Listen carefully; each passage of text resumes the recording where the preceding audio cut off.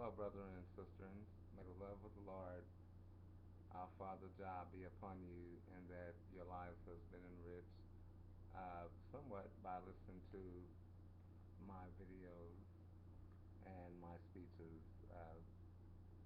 based on my beliefs of our Father.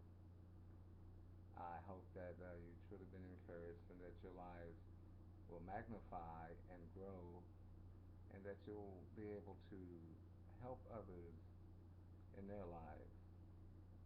I know that we spoke on the beginning in previous videos, and we spoke on some illustrations of how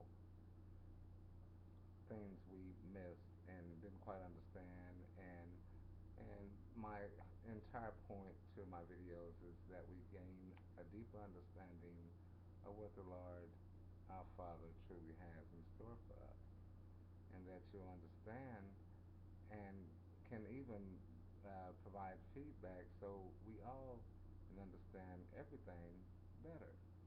For we shall understand it better by and by of what our Father has instructed us to do. Whether we choose or not choose to, we will definitely understand it better. This evening, I'm going to uh, go over several chapters uh, in the book of Genesis, which is to me, what I call is the book of life, because this is where all life and start of everything all began. You know, even its name is Gene. I call it Genes. Uh, is the genes are the cells in life of our foundation. Whether it be the earth, the water, the plants, the trees, the animals, the bugs, people, whatever the situation is, we must understand it all came from the Creator, and thenceforth we recreate it on top of what the Creator has created. This evening, we're going to discuss the light that God made. Man's made light, you know, they made candles, they made lamps, they've done other things to show light, L-I-G-H-T, light. And today I'm going to speak on the Lord's light, our Father's light.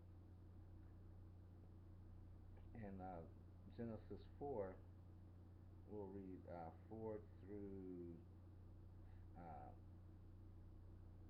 5. And God saw the light. Well, I'm sorry, we'll start at verse 3 through 5. My apologies. And God said, "Let there be light." And there was light. And God saw the light, that it was good. And God divided the light from the darkness. And God called the light day, and the darkness he called night. And the evening and the morning were the first day. Praise the Lord for his word and his truth. I would like to discuss that, the light, here to the best of my ability, that we can all gain a greater understanding of what the Lord is talking about as far as the light. Uh, I know many of us, just by hearing that, think about the sun, S-U-N. But that's not the light he's speaking of at all. There was when the earth was created, based on the word of the Lord, there was like an illuminary light placed in the heavens. An illuminary light placed in the heavens that divided the darkness, because the world was dark. And of course, as we all know, the face, the darkness was deep. So it was so deep that man couldn't see. So he said on the first day he created light, and the light created separated the night from the evening. Now we all know that darkness came first, and then there was light. So before we go too far, I would like us all to understand that the night, or when it turns dark, that is the beginning of a day. The day doesn't begin when the light shines, because the light was created after darkness.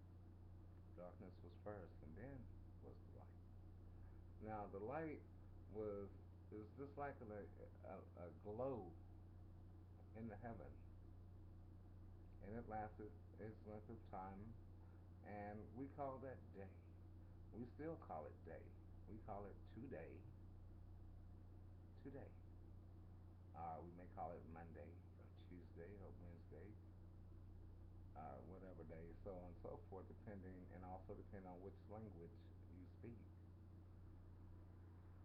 Now, that's a powerful thing because man created light, a low level light that may not really be a good light, but the light the Lord created was a very good light. And the Lord saw his light and knew it was good. Now, I've read about lights we have, street lights, house lights, lighting they put in office buildings, lighting they put in doctors' offices, lightings they put in workplaces, lightings that uh, barbers or stylists use. Now, I also understand those man-made lights has a damaging effect. It has this radiation. It has a radiation that may be damaging to our body. Now, the light the Lord made was a good radiation because the Lord knew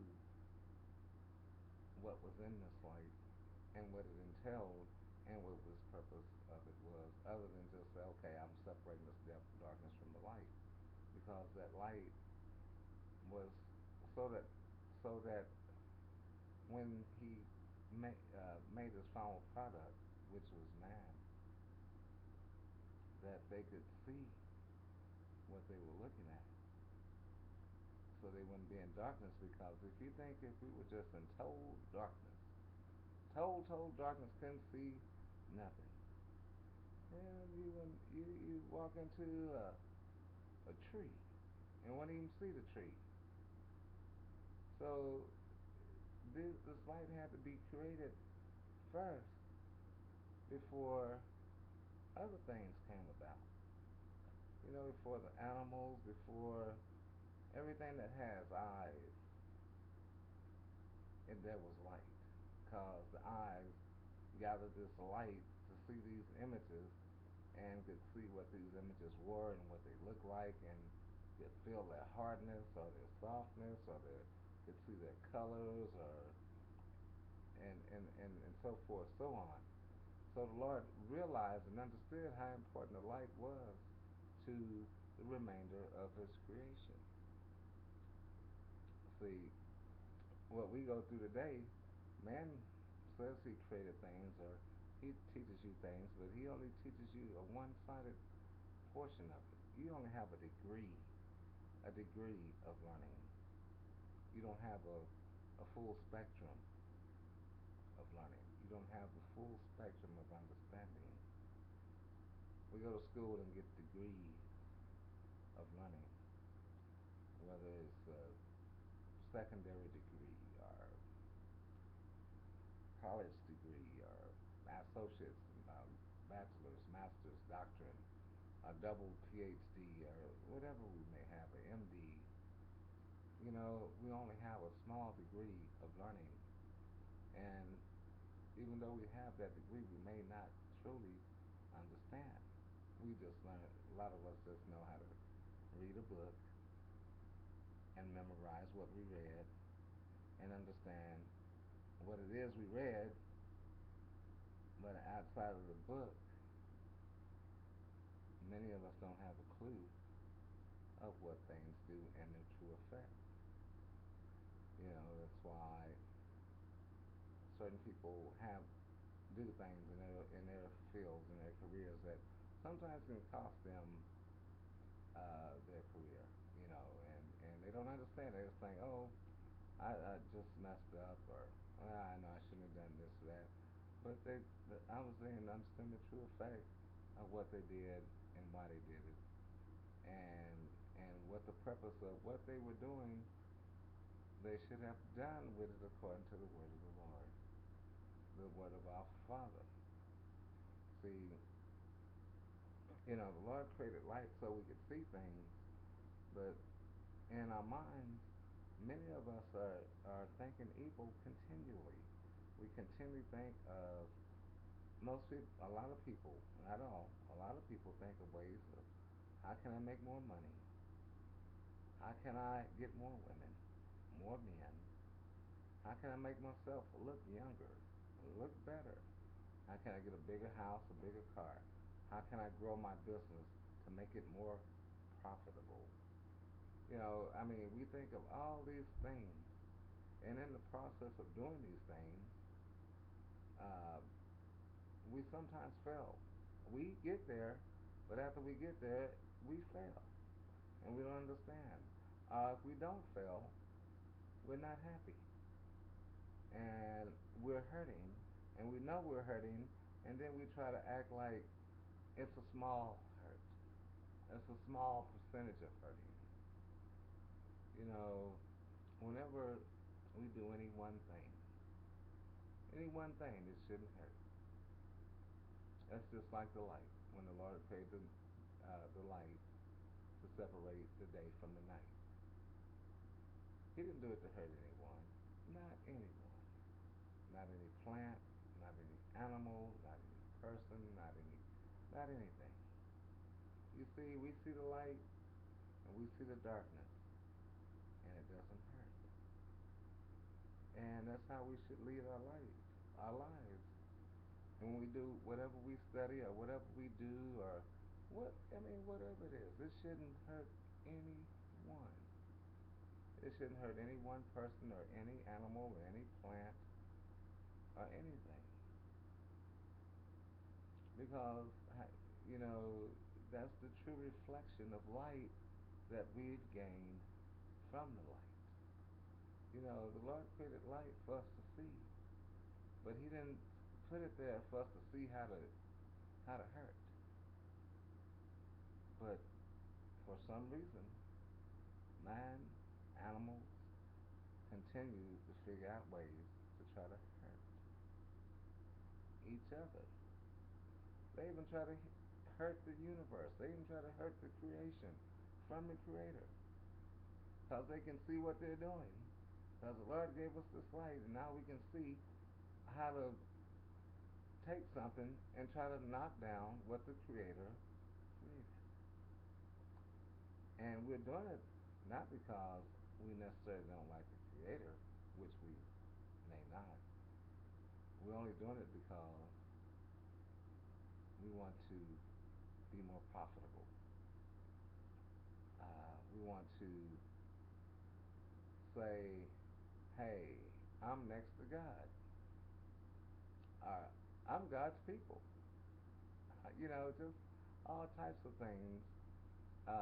And if you're God's people, well, let me just iterate on that a little bit. If a person is really of God, as they claim to be, and we see that God didn't hurt people per se, then why is it that we try to hurt God and His what He's created? I mean, we actually act like a lot of us actually act like we're trying to do something to God. Maybe because we don't see Him. Maybe we think that, well, we need to dig this earth so far because there's oil there. You know, oil, Texas tea. And with this Texas tea, we can make plastic and gasoline and crude oil and diesel and blah this and blah that and Teflon and all these other things. You know, we can do this and that, and oh boy, look what kind of money we can gain by making people's lives easier. And in actuality, the chemicals that were done to generate these products have a side effect.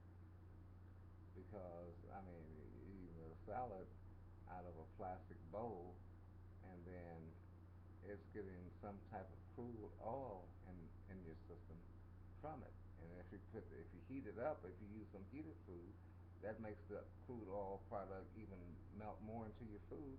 So you're getting something in your body that you may think is nourishing, and it's really not because of the products that you use to feed yourself. You're not using earthen vessels, things that comes from the earth. You're using like clays, like clay pots and clay dishes, just things that were meant for you since, well, as we go down the road, we'll see that we were created from the earth. Now, since all, like I said, our creation came from the earth, you know, all living things came from the earth. So, we, even though it came from the earth, it wasn't meant that we use everything that's in the earth for our bodies, such as crude oil products. I mean, that's not something that was truly meant for us to use. Matter of fact, it may not have been meant to use at all. Who really knows why oil or crude oil is in the earth and why it's so deep? Why did the Lord put it so deep? If He really wanted us to have it, when He bring it up like water, so we're going deep down, digging for things that we may not even need or should be leaving alone. We may be trying to figure out one day how to put it back in the earth before it crumbles. We digging with these big machines for diamonds and gold and just all kinds of things. Just putting it. I know the Bible speaks of a land where all these places, all these jewels and gold and diamonds and all these rubies and all these other precious metals would be. And where I see it's going on at is Africa, because he said this was like a land where the Garden of Eden was, and this is where you see all this exploitation going on. Yet the people who's probably more associated with that land are reaping the least benefit and being exploited the most on both ways and both sides.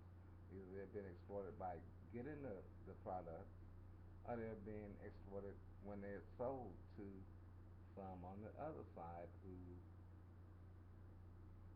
has more right and freedom to those products than the person who actually has possession.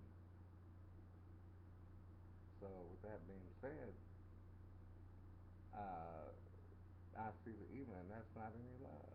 It's not love. That's something else. It's just, it's not of the Lord. It's not of the Lord, and as we'll see that uh, we will move on and learn more as I go through more chapters and verses. Now, a little bit about me. I know I talk a lot and I discuss a lot of things that I read in the book, in the Word of the Lord. Uh, I was in the Marine Corps for about 12 years, and they had me thinking a lot of things uh, about people and so forth. But and it truly took a lot for me to come around from what I had been learned from the military. And what I've learned is that a lot of things I was taught may not be true. they may be true to who they want the truth to be to, but may not truly be benefiting my life or others' lives. And I know that there's slogans and stuff that we use. And I'm in the United States, but there's slogans we use that says, "Oh, under God," and God, I'm starting to really have my doubts about certain things because you mean that the, you know God's blessing certain places and other places He's spitting on them, or what? You know, oh, since God blessed us and didn't bless them, then we can go. Then God gives us the right to go and mingle and name other people. I look at life as just like the light. I look at it as the light. The light didn't hurt anyone, neither did the darkness. But of course, we need the light to see what's in the darkness. So at least, even if the light isn't there any longer, we know what's in the darkness. We have an idea what we're looking at because of the light. So we know what a tree will feel like. We'll know what sand feels like. We can identify certain animals, certain trees, certain plants, even in the darkness. But without the light, and if we would have been in total darkness, we would never been able to identify what a pecan tree is, or an apple tree, or apricot, or any other thing is. We wouldn't even know why we got stung by a bumblebee or nothing. We wouldn't know when we got bit by a spider. We didn't know what a spider looks like because it's dark. Oh, now we're walking, trying to move around, and it's so dark we can't see anything. Then all of a sudden we're bit, so we don't know what a rattlesnake looks like.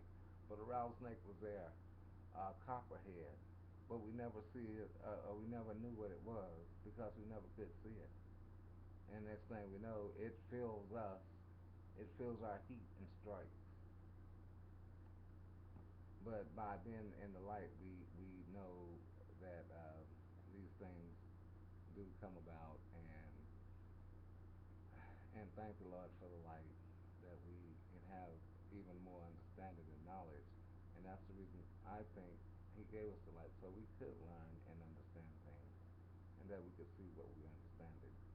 All right, brothers and sisters, once again, it's been nice and a pleasurable conversation talking with you all. I have more videos to come, more discussions. Please discuss back with me. I need to hear from you.